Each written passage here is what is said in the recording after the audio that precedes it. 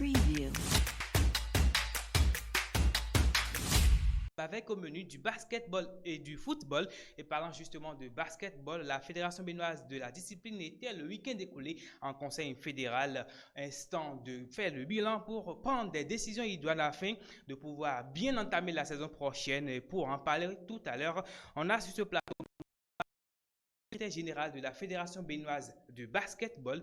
Et l'autre chose, parlant de football, le Bénin est fixé depuis hier sur ses adversaires dans le cadre des tournois qualificatifs de la zone UFOA pour la CAN U17 et U20. Les Béninois, comme on a pu le constater, héritent d'un groupe A qui est beaucoup plus abordable pour les écureuils. Dans le même temps, on a l'équipe junior qui a livré hier un match amical test face aux requins de l'Atlantique. On va rapidement revenir là-dessus pour un bref aperçu de cette rencontre que les Béninois ont eu à jouer afin de jauger le niveau pour mieux préparer le rendez-vous de Lomé. On fera aussi un bref retour sur les compétitions africaines avec notamment la Ligue africaine des champions qui était le week-end écoulé à l'étape des demi-finales. On a eu surtout la bonne opération du Zamalek du Caire et sans oublier celle du Al Ali du Caire de l'autre côté du Maroc. Et on parlera bien sûr de cette première rubrique, de la toute première de cette émission qui est bien sûr l'écureuil de la semaine. Si vous voulez savoir qui c'est, restez juste avec nous et on se retrouve après ceci. Preview.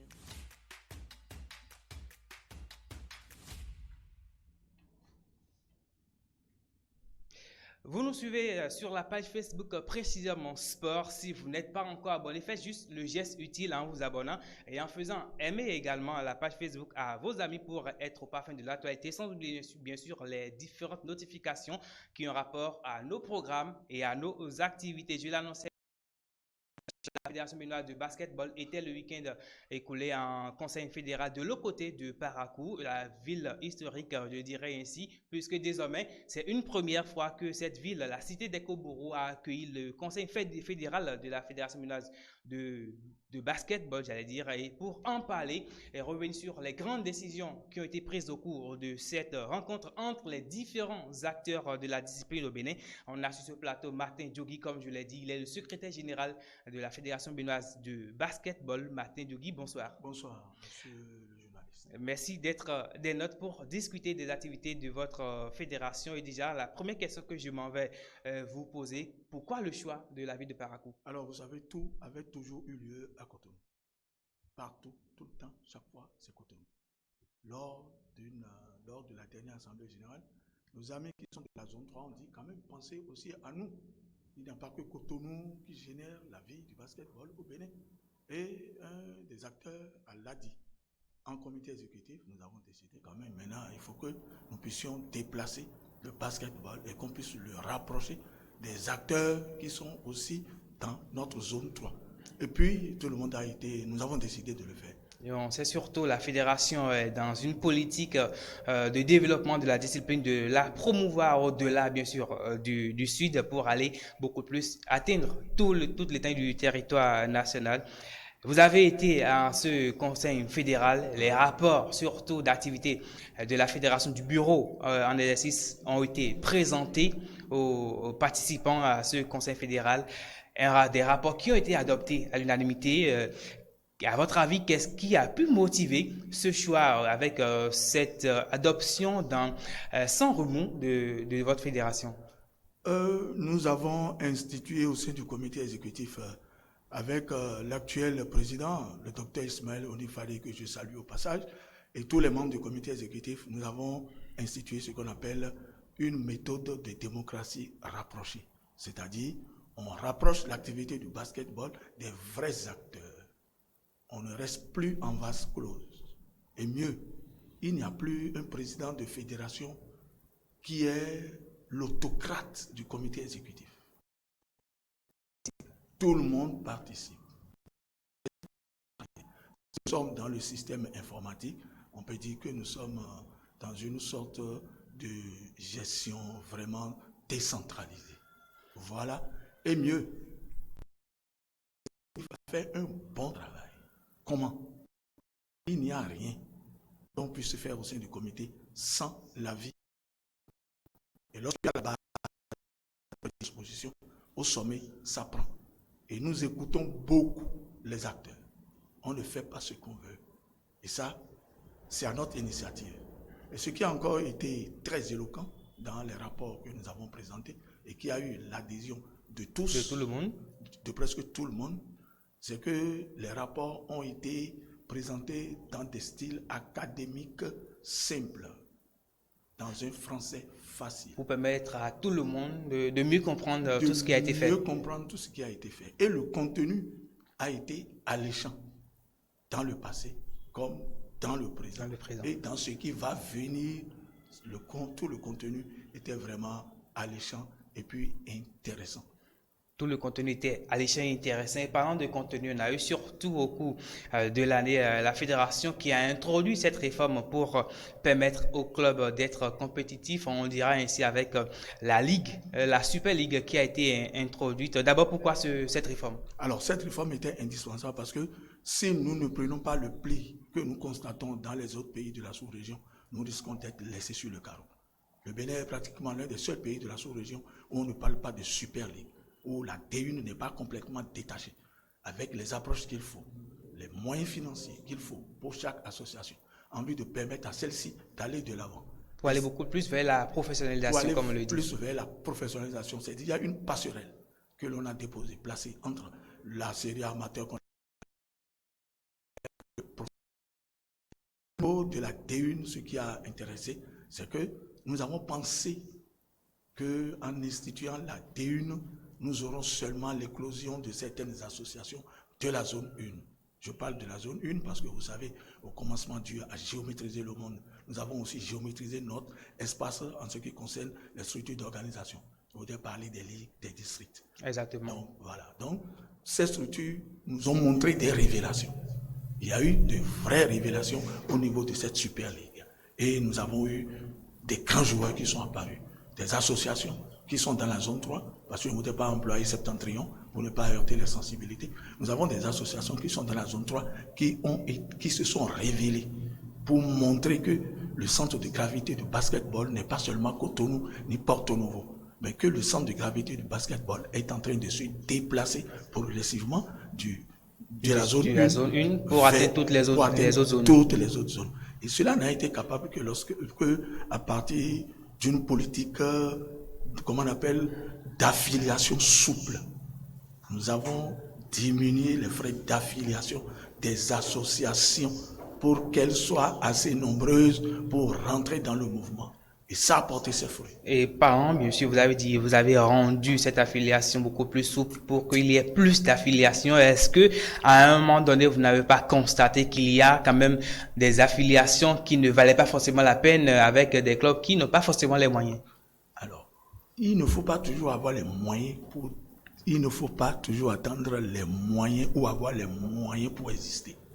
Vous pouvez commencer à exister. Les moyens peuvent vous accompagner. Non, je ne pense pas. Les clubs qui ont eu à s'affilier, les associations qui ont eu à s'affilier, se sont affiliés suivant leur capacité en matière de gestion des ressources humaines et des ressources financières. Et des ressources financières. Si vous avez les moyens de vous affilier en engageant une association au niveau d'une catégorie, petite catégorie, vous engagez. Si vous avez la possibilité de vous engager avec des catégories juniors, vous vous engagez. Si vous avez aller avec les seniors, vous vous engagez. Et là, ça, chacun fait avec ses moyens de bord. Donc, on ne court pas pour dire qu'on est fatigué. Donc, ces associations que nous avons vues s'affilier ont les moyens de le faire et elles ont participé effectivement au championnat. Et vous avez vu ces différentes associations participer effectivement au championnat. Maintenant, avant un peu le parcours du championnat, avant l'interruption dure, surtout au coronavirus, est-ce que vous avez la satisfaction à voir le niveau de jeu produit, la compétitivité des clubs? Est-ce que vous avez la satisfaction d'une réforme accomplie, comme on le dit? Bien sûr, ça a commencé. On ne commence pas tout de suite pour dire qu'on est satisfait. Ça a commencé. Nous avons constaté qu'il y a une grande progression au niveau des cadets pour aller en junior et de junior en junior.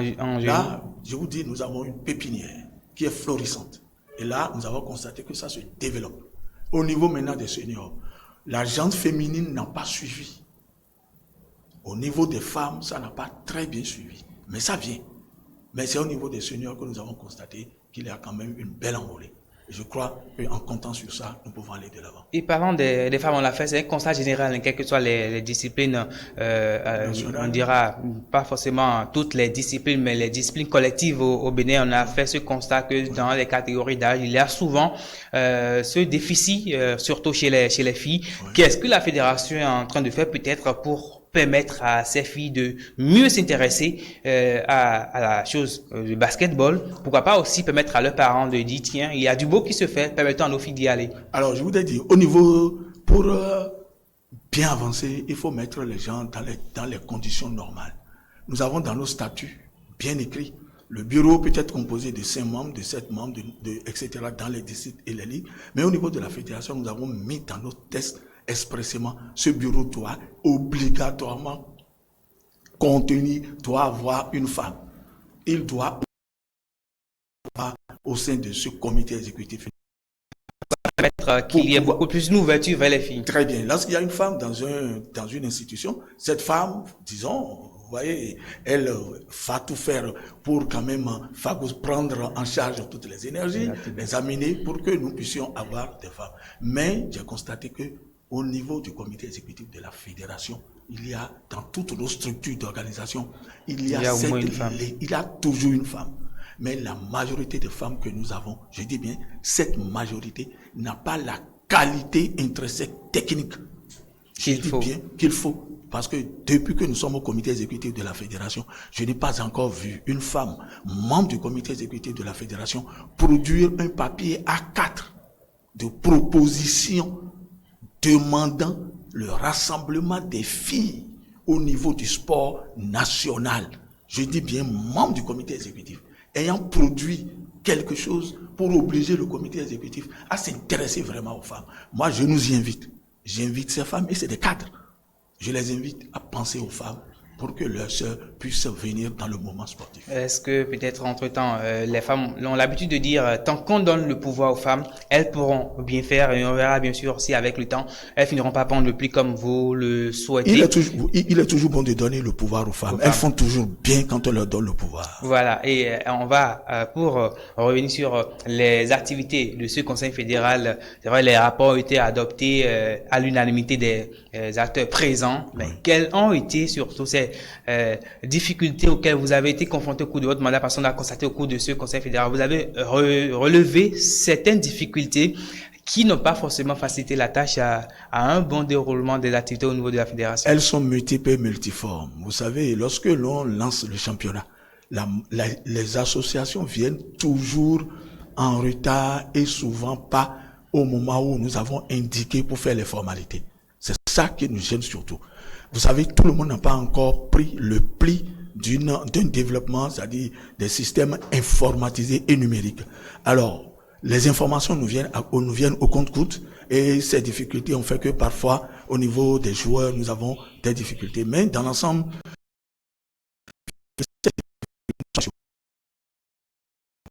est-ce que entre-temps vous avez eu à faire des propositions où les membres, les différents acteurs qui étaient présents à ce conseil fédéral ont eu à faire des propositions, pourquoi pas, pour permettre à ce que toutes ces difficultés, on puisse désormais les conjuguer au passé? Mais bien sûr, il y a eu plein de propositions qui ont été faites et nous avons décidé d'en tenir compte, par exemple, pour organiser les compétitions sur dans leur propre RDG. Il est normal que les arbitres arrivent à l'heure. Exactement. Les arbitres doivent être là à temps et ils font le nécessaire pour pouvoir arriver à temps. Il est normal aussi que les entraîneurs sachent à quoi s'en tenir pour que leurs joueurs soient dans les conditions techniques, requises et administratives pour pouvoir jouer. Donc, nous rappelons tout simplement ce qui est normal à faire et conformément aux dispositions statutaires. Alors, on va évoluer avec cette proposition. On a eu cette nouvelle qui, on dira, une surprise pour beaucoup, avec le Béninois qui évolue de côté de la NBA, Yann Maremi, qui évolue à Washington avec les Wizards. Il y a un projet qu'il porte avec Mouftaou Yaro, qui évolue de l'autre côté de la France avec Bouzalak. Sans oublier Isabelle Yacoubou qui évolue du côté de la France. Isabelle qu'on connaît qui est une internationale française qui a évolué avec l'équipe de France, mais qui a envie quand même d'apporter son expertise à l'équipe au basketball béninois. Et ce projet aussi est porté par cette dame, Brigitte Tonon, qui est la première femme à pouvoir conduire une équipe masculine sur le continent de basketball. De quoi retourne ce projet? Alors, ce projet exposé par Yann a été un projet très alléchant. Et nous avons été très surpris qu'il ait porté ce grand projet à l'endroit du comité et pendant un conseil fédéral ordinaire. Ça, c'est une instance de décision. Et c'est ça qui a rehaussé, disons, la qualité de ce que nous avons eu du conseil fédéral. Alors, de quoi retourne ce projet? Je ne vais pas chanter Cocorico à la place du coq. Il a sorti les grandes lignes de son projet. Point n'est besoin d'aller nécessairement à l'extérieur pour être un joueur de la trempe de la NBA. Qu'est-ce que ça veut dire? Mettre au Bénin ce projet qui permettra de former sur place des Béninois ayant le même niveau qu'ils auraient eu quand ils seront à l'extérieur. Et ce n'est pas seulement le Béninois, parce que nous lui avons posé la question de savoir, est-ce que le projet ne concernera que le Bénin? Il a dit non, c'est un projet africain, pour tous les jeunes africains qui vont à la NBA. C'est-à-dire, il s'agit d'une sorte de translation. On dira une porte d'ouverture. De ce qui se passe à l'extérieur. Exactement. Compétences, qualité du joueur, ce qu'on va apprendre là-bas, ça va être fait ici. Si vous avez fait les mathématiques, la translation d'un vecteur V par rapport à un point, vous avez les coordonnées et ça se passe très bien. Donc, c'est ce qui nous a intéressés. On n'est point obligé d'aller à l'extérieur pour avoir la qualité qu'il faut pour être un joueur. Donc, faire des joueurs locaux africains, des cadres techniques comme à la NBA. Si vous sortez de cette école, c'est à croire comme si vous avez été là-bas. Si vous sortez, disons, de ce projet où ils vont former les jeunes africains et béninois, c'est tout comme si vous avez été formé là-bas. On a surtout un exemple avec des joueurs camerounais, des joueurs sénégalais qui évoluent aujourd'hui de côté de la NBA. Monsieur Martin Djogui, on va poursuivre avec cette actualité. Mais je voulais ajouter, ils sont quatre. Il y a, vous les avez cités. Moustaou, il y a Isabelle, il y a Yann, Brigitte, il y a Brigitte Tonon, Isabelle et Yarou. Voilà, on va revenir sur ce projet parce que c'est un projet très ambitieux. Mais nous lui avons dit, pour bien le comprendre et le mettre à la discussion du public, il faudrait que cela soit placé sur un support. Exactement. Dans lequel tout le monde pourra. Pour faire la vulgarisation comme on le dit. Et chaque détail sera étudié. Voilà, on va prendre rapidement une pause pour cette rubrique que j'ai annoncée déjà au début, l'écureuil de la semaine. C'est une première sur Sport Time. On parle aujourd'hui d'un joueur qui a eu la chance de porter le numéro 10 du côté du Paris Saint-Germain, un numéro qui a été porté par un certain, on a eu un certain Zlatan Ibrahimovic qui avait eu à le porter par le passé, Mustapha Daleb qui a eu à le porter aussi également. Il y a Iskash Dorasso qui l'avait porté également. Et lui, aujourd'hui, il est le porteur de ce numéro. Il s'agit bien sûr de Neymar. Si je suppose que vous avez déjà deviné un peu de qui il s'agit. Sinon, voici l'écureuil de la semaine.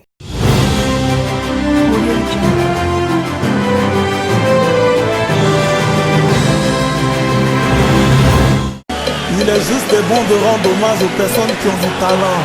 Si tu étais un basketteur... Haut de 100,68 m, Stéphane Sessegnon, né le 1er juin 1984 à Alaé au Bénin, est un footballeur international béninois évoluant au poste de milieu offensif. Avec Jodel Dossou, donc Stéphane Sessegnon, à qui là, le joli geste technique de Stéphane Sessegnon qui va centrer au pas de pénalty. En 2004, Stéphane va signer son premier contrat professionnel avec l'US Créteil, un club de 2e division française, alors qu'il quittait les Requins de l'Atlantique, un club du Bénin basé à Cotonou.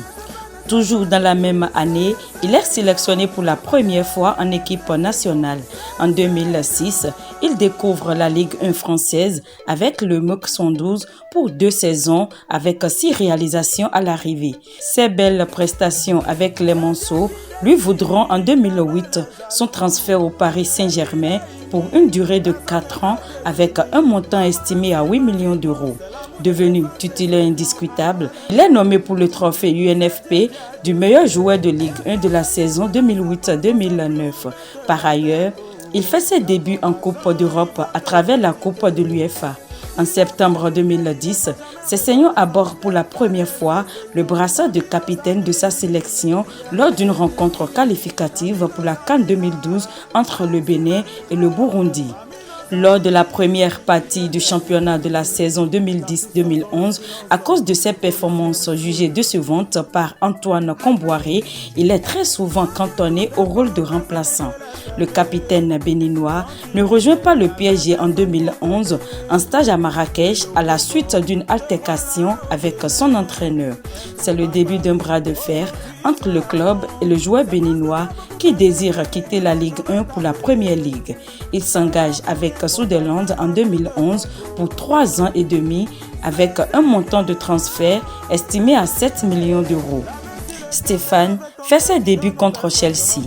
Le Béninois jouera finalement plus de matchs et marquera plus de buts en Première Ligue qu'en Ligue 1, la plupart du temps aligné au milieu axial. En septembre 2013, il rejoint West Bromwich Albion.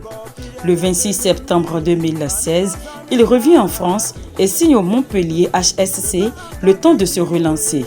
Avec le club héroltais, il a connu des bas et surtout des baisses de forme, mais il a tout de même laissé sa marque de meneur de jeu dans plusieurs rencontres. Ce temps de passage en France lui a permis de s'engager en 2018 avec un club turc, le Gençler Birliği, qui évolue en 2e division. Avec ce club, qui connaîtra la montée en Super League, il va jouer plusieurs matchs et marquer plus d'une dizaine de buts. En fin de contrat, il partira libre pour la quête d'une nouvelle destination. S'il y a plus meilleur joueur que toi, on l'appellera Sessegnon. C'est parce que tu as le meilleur.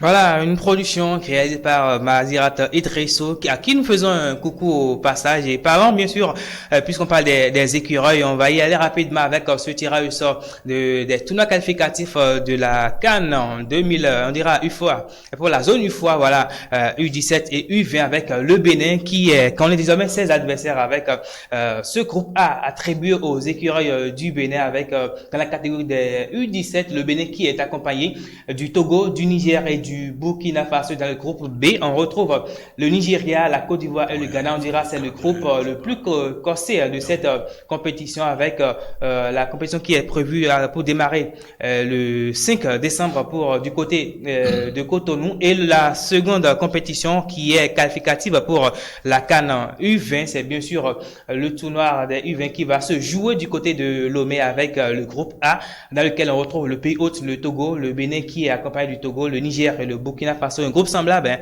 au groupe des U17. Et au niveau du groupe B, on a le Ghana, le Nigeria et la Côte d'Ivoire avec la compétition qui va se dérouler du 18 à partir du 18 novembre pour le compte de cette compétition. Et on va y aller rapidement avant de revenir sur notre invité pour continuer à parler du basketball avec ces demi-finales de la Ligue africaine des champions qui ont été disputées le week-end dernier avec notamment le Ali du Caire qui est allé gagner du côté du Maroc, le Wydad de Casablanca qui a dû s'incliner à domicile 2-0 face à cette équipe égyptienne. On a eu surtout en début, voilà, vous avez plutôt en image là le Raja Casablanca qui était face à cette équipe de Zamalek, une équipe marocaine qui était face à un club égyptien avec à l'arrivée une défaite pour les Marocains à domicile. On dira une bonne opération pour les Égyptiens qui ont multiplié les assauts offensifs sur la défense de l'équipe marocaine qui a dû à un moment donné se replier dans sa moitié de terrain. On a eu surtout les Égyptiens qui ont insisté sur les côtés pour l'ouverture du score. Et voilà, à la 17e minute, on a eu ce beau but avec surtout le gardien de but de Raja Casablanca qui est passé carrément à côté de l'objectif, le ballon qu'il était sorti pour capter. Malheureusement, il n'a pas pu l'avoir, et le Zamalek du Caire qui a réussi à s'imposer 1-0 du côté du Raja de Casablanca. Et on revient sur la deuxième rencontre de ces demi-finales qui avait opposé le Al Ahly du Caire au Wydad de Casablanca avec les Égyptiens. Une fois encore qui s'impose devant les Marocains. Score à l'arrivée 2-0 pour surtout ce club mythique du continent, 8 fois champion d'Afrique pour ces Égyptiens.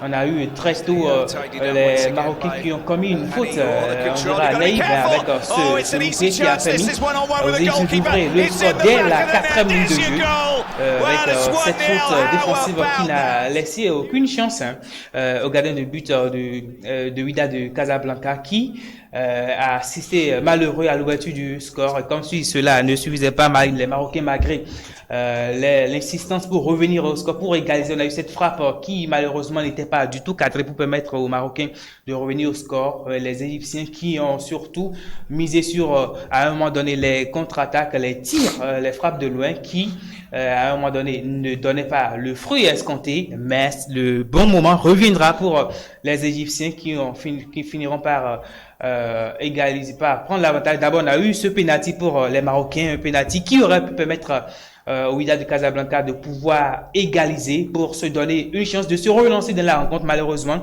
derrière, comme vous allez le constater sur l'image, le penalty a été complètement, on dira, mal tiré, puisque le gardien, il a bloqué en 2 temps. Il a réussi à avoir le ballon pour permettre au Al Ahly du Caire de maintenir son avance. Et après, on a eu juste derrière ce penalty les Égyptiens qui ont eu ce face-à-face qui aurait pu permettre de casser l'addition. Mais à la 57e minute, ce ballon qui a été joué sur le gardien de but. Et derrière, on a eu cette offensive qui a donné surtout Adjaï, ce Nigérian, qui a été très remuant sur son côté, qui a eu cette frappe qui a été contrée par la main d'un défenseur de Wydad de Casablanca derrière le penalty qui a été joué pour permettre à l'équipe de Al Ahly du Caire de s'imposer 2-0. On aura les matchs retour de cette demi-finale pour le compte du week-end prochain. On verra bien sûr si les Marocains vont réussir à pouvoir renverser la vapeur afin de pouvoir s'imposer. Il y a, on dirait, en Coupe de la Confédération, le pyramide d'Égypte, le pyramide d'Égypte qui a réussi à s'imposer devant Oroya de Conakry 2-0 pour se qualifier pour la finale. Et ils seront opposés aux Marocains de la Renaissance sportive de Berkane qui ont été victorieux de l'équipe. Ils ont été victorieux. Voilà, ils ont réussi à s'imposer pour se retrouver en finale. Ils ont battu le Hassania Agadi 2-1 pour se retrouver en finale. Une finale qui va se disputer le 25 octobre prochain entre les deux équipes. Et on revient rapidement à Martin Diogui pour aborder les grandes décisions qui ont été prises au cours de ce conseil fédéral de la Fédération béninoise de basketball, on le dira, qui s'est tenu à Parakou, une première pour la commune, la ville de Parakou et également pour le basketball béninois. Bien, monsieur le journaliste, je vous remercie. Nous avons été très heureux de passer de très bons moments à Parakou. Alors, la suite de tout ce qui s'est passé là-bas, il y a eu des décisions importantes qui ont été prises. Au niveau de la Super League, par exemple, il a été décidé que les 2 équipes arrivées en tête du championnat, en tête du championnat que nous avons arrêté et clôturé, les 2 premières équipes au niveau des dames et au niveau des hommes représentent le Bénin dans les compétitions internationales africaines. Et pour ce faire, le comité exécutif va essayer de tout faire pour leur permettre, à la reprise après la pandémie. De participer à ces compétitions internationales qui sont déjà envisagées pour la saison 2021. 2021, exactement. Une saison où il y aura pas mal de rendez-vous. Il y aura plein de rendez-vous. Et là, je vous informe que à l'issue de ce que nous avons décidé, l'équipe qui est arrivée en dernière position va passer en 2e division. Il y aura 2 nouvelles équipes de la 2e division qui vont pouvoir monter en 1re division au niveau des hommes et au niveau des dames. Nous avons également prévu et retenu que il y aura la participation du président du comité exécutif de la fédération au séminaire de la Fédération française de basketball avec ses partenaires les 17 et 18 novembre 2020 à Paris. 2020, international courant avril 2020. Il y aura, entre autres, l'organisation des recyclages et des tests physiques aux arbitres afin de procéder à leur éligibilité pour la saison 2020-2021 et la mise en place du conseil d'arbitrage. C'est ce conseil qui joue le rôle du TAS au niveau du basketball, composé des personnalités sages du domaine du basketball béninois. Bon, et puis entre autres, vous savez, pendant la pandémie de Covid, il y a eu beaucoup plus de formation de cadres techniques au niveau de la fédération avant même comme cela se passe d'ordinaire. Il y a eu des formations en ligne. Et ces formations en ligne permettront la formation de plusieurs cadres techniques pour leur permettre d'avoir les niveaux à l'instar de leurs collègues de FIBA Monde. Tels sont, la liste n'est pas exhaustive. Oui, non, c'est ce qui est sûr. On ne pourra pas faire ici le tour de tous ces grands rendez-vous, de ces grandes décisions qui ont été prises au cours du Conseil fédéral et surtout ces grands rendez-vous que vous avez pu annoncer pour la saison 2020-2021 qui arrive. On aura certainement le temps de revenir sur tout cela pour, pourquoi pas, permettre à tout le monde d'être fixé sur les rendez-vous, pourquoi pas se préparer pour la circonstance. Et ainsi s'arrête là ce numéro de Sport Time sur Précisément Sport. Vous pouvez nous retrouver en nouvelle diffusion sur notre site www.precisionsport.com et on dit rapidement merci à Martin Djogui qui est le secrétaire général de la Fédération béninoise de basketball qui est notre invité de cet après-midi qu'on aura certainement l'opportunité de recevoir avec nos prochains rendez-vous. On dit au passage merci également à Meda Vianou pour la réalisation et la coordination générale. On a bien sûr William Ali Soutien. On se retrouve, je dirais bien sûr, le week-end prochain avec le même plaisir à la même heure. Tout le plaisir à tes épaules.